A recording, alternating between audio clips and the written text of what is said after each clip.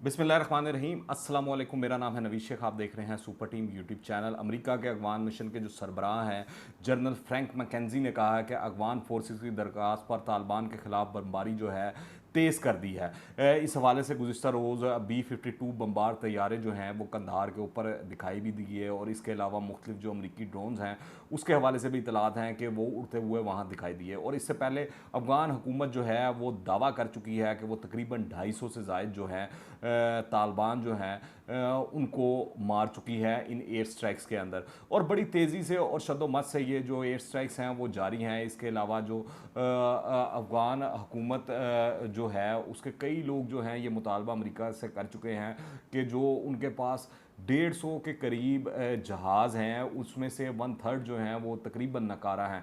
तो वो चाह रहे हैं कि किसी तरह अमेरिका इस हवाले से उनकी मदद फरमाए, और जो वो असला अमेरिका ने उनको देना था वो जल्द से जल्द दे। ये बात जो है बड़ी ज़ोर व शोर से कहा जा रहा है कि अफ़गान फोर्सेस जो हैं अमरीकी मदद के बगैर जो है वो नहीं चल सकती, वो मामलात नहीं हो सकते। हिलमत के इलाके गर्देशक में अगवान फ़ज़ाइया ने एक हॉस्पिटल तक पर बमबारी कर दी है, जिससे अस्पताल की जो बेशतर इमारत है वो भी तबाह हो गई है। और काबुल के अंदर जो है 7 सिक्योरिटी एहलकार हैं उनको गोली मार दी गई है। ज़िला शकरदा में 5 सरकारी मुलाजमीन को गोली मारी गई। अगवान फोर्सेस ने ईद के मौके पर सदारती महल पर होने वाले रॉकेट हमलों के में मुलविस होने पर जो है वो 4 तालिबान जंगजुओं को गिरफ्तार करने का दावा किया। हालांकि इस हवाले से जो जिम्मेदारी है वो दाइश ऑलरेडी पहले ही कबूल कर चुका है। इस हवाले से उनकी एक प्रेस रिलीज भी सामने आ चुकी है। इधर अमरीकी वजीर दिफा जो है लॉयड ऑस्टन, उन्होंने कहा है कि अफगानिस्तान में हुकूमती दस्तों का पहला काम तालिबान अक्सरियत पसंदों की पेशकदमी जो है वो रोकना है, और तालिबान की अरगार की रफ्तार में कमी के बाद ही इनके ज़ेर कब्ज़ा इलाके जो हैं वो आज़ाद कराने की कोशिश की जानी चाहिए। अफ़गानिस्तान में अगर आप देखें हालात दिन ब दिन जो हैं वो कशीदा होते जा रहे हैं। कभी तालिबान जो है हमले कर रहे हैं, अब जो है नई वेव जो है फ़ज़ाई अटैक्स की वो अमरीकी मदद से वहाँ पर जारी सारी है तालिबान के ख़िलाफ़, और तालिबान को पीछे धकेलने की कोशिश करने की जा रही है, उसकी पेशकदमी को रोकने की कोशिश की जा रही है। अच्छा, दूसरी जानिब जो अफ़गान हुकूमत और अफ़गान जो सिक्योरिटी इदारे हैं वो तालिबान के मुकाबले में बिल्कुल बेबस दिखाई देते हैं। अफ़गान तालिबान तो ये दावा कर रहे हैं कि वो अफ़गानिस्तान के 90% इलाके पर इस वक्त काबिज़ हो चुके हैं। अफ़गान हुकूमत इस दावे को डिनाई करती है और कहती है कि जो वो है फ़ज़ाई हमलों के अंदर वो तालिबान को मार रही है। और अफ़गान वज़ारत दिफा के मुताबिक जो है 13 सूबों में बड़ी तेज़ी से गुज़िश्ता दिनों में 1-2 रोज़ के अंदर ये कार्रवाइयाँ की गई हैं। Excuse me. दूसरी जानिब आप देखें कि गुज़िश्ता 2 दिन के अंदर जो तालिबान है उन्होंने 18 सूबों के 37 अज़ला में 57 हमले किए हैं। तालिबान ने कुन्नड़ के एक ज़िले पर कब्ज़ा कर लिया है, और ज़िली सरबराह जो हैं गुल जमान समेत 80 एहलकारों ने हथियार डाल दिए हैं। अब ज़िली मरकज़ समेत तमाम सिविल और फौजी जितनी भी तस्नीबात हैं वो तो उन पर तालिबान का कंट्रोल है। और इससे पहले भी तालिबान ने कुन्नड़ के गाज़ियाबाद ज़िले पर कब्ज़ा कर लिया था। अब तक अफ़गान तालिबान ने किसी जगह भी जो है वो सख्त लड़ाई लड़कर कब्ज़ा हासिल नहीं किया है। इस तरह लगता है कि वो जहाँ जाते हैं पहले ही अफ़गान फ़ौजी तैयार बैठे होते हैं सरेंडर करने के लिए, और वो उनके सामने हथियार डाल देते हैं। हथियार डालने की शक्ल में अफ़गान फ़ौजी को एक राइफ़ल दी जाती है, और इससे कह दिया जाता है कि मरकज़ में तालिबान हुकूमत बनने के बाद वो फ़ौजी वापस आकर दोबारा फ़ौज का हिस्सा बन सकता है। अलबत्ता इस दफ़ा हैरत अंगेज़ बात यह है कि तालिबान को शुमाली इत्तेहाद के इलाकों में बहुत पज़ीराई मिल रही है और कामयाबी मिल रही है। आम ख्याल यही था कि इन इलाकों के अंदर तालिबान को टफ़ टाइम मिलेगा, तालिबान को यहाँ से मुज़ामत का सामना होगा, मगर मामलात इसके बरक्स हैं। अब जो है ये साबित हो रहा है कि तालिबान को जो कामयाबियाँ मिली हैं वो इन्हीं शुमाली इत्तेहाद के ज़ेर असर इलाकों में ज़्यादा मिल रही हैं। शुमाली ज़िला में से कोई ज़िला भी तालिबान के हाथों से अभी तक वापस नहीं लिया जा सका है। Excuse me. अच्छा, दूसरा, तालिबान की इस पेशकदमी रोकने के लिए अफ़गान हुकूमत ने काबुल, पंजशेर और नंगरहार के अलावा बाकी पूरे मुल्क के अंदर जो है रात का कर्फ्यू लगा दिया है, जो रात 10 बजे से लेकर सुबह 4 बजे तक मौसर होगा। और अशरफ गनी का कहना है कि अफ़गानिस्तान की हालिया जो सूरत हाल है उस पर काबू पाने के लिए मनसूबा बंदी के तहत काम कर रहे हैं और अगले 3 माह के अंदर अंदर सूरत हाल बदल जाएगी। इस तरह के बयानात जो हैं अफगान सदर अशरफ गनी हों या वो नायब सदर हों या हामिद करज़ई हों या जो भी अफगान हुकूमत के तर्जुमान हैं, उनके वज़ीर दिफा हैं, वो हों, वो ये बयानात पिछले कई माह से लोगों को सुना सुना के थका चुके हैं, उनके कान थक चुके हैं। मगर जो हालात हैं वो रोज़ ब रोज़ अफगान हुकूमत के काबू से बाहर निकलते जा रहे हैं।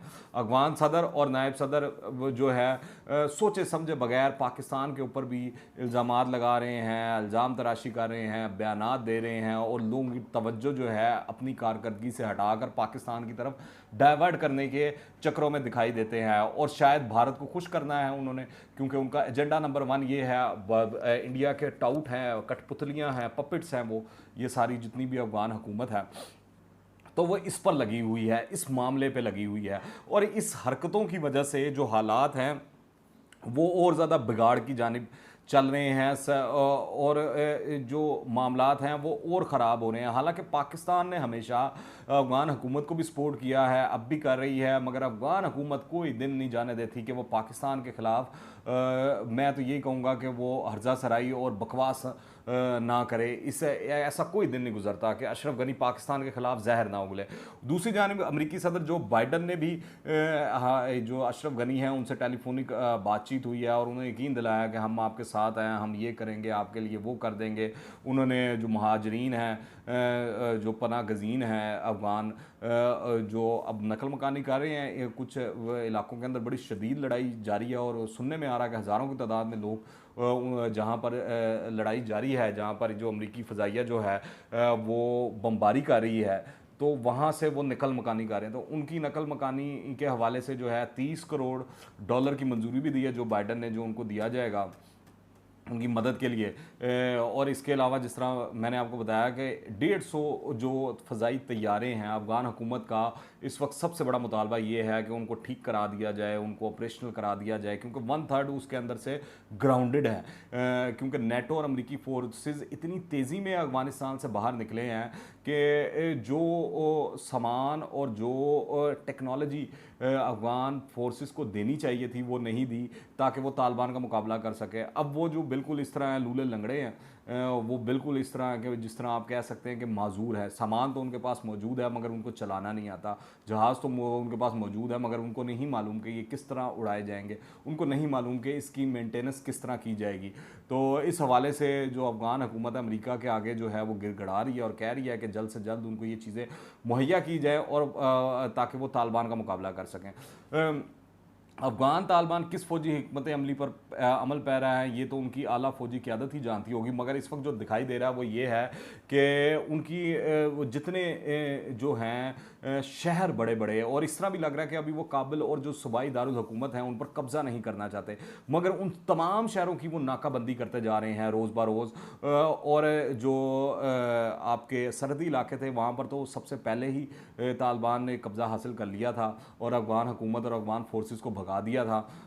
अब जो है क्योंकि आप देखें अफ़गानिस्तान जो है एक लैंडलॉक एरिया है, तो वहाँ पर कोई भी रसद जानी है वो पाकिस्तान से जानी है, ईरान से जानी है, ताजिकिस्तान से आनी है, किसी भी चीज़ में किसी भी हवाले से। अब इन बॉर्डर एरियाज़ पर तो तालिबान का कब्ज़ा है। इसी तरह जो शहर हैं उनके जो जाने वाले रास्ते हैं वो तमाम पर तालिबान बैठे हुए हैं, तो कोई भी चीज़ शहर में आ नहीं सकती, जा नहीं सकती। यानी कि तालिबान इस जदीद दौर में एक ऐसा मुहासरा कर रहे हैं जिस तरह किसी पुराने वक्तों के अंदर आपने फिल्मों में देखा होगा, किलों का मुहासरा किया जाता था कि फ़ौज बाहर आकर बैठ जाती थी और कोई ना अंदर आ सकता था ना अंदर से बाहर जा सकता था।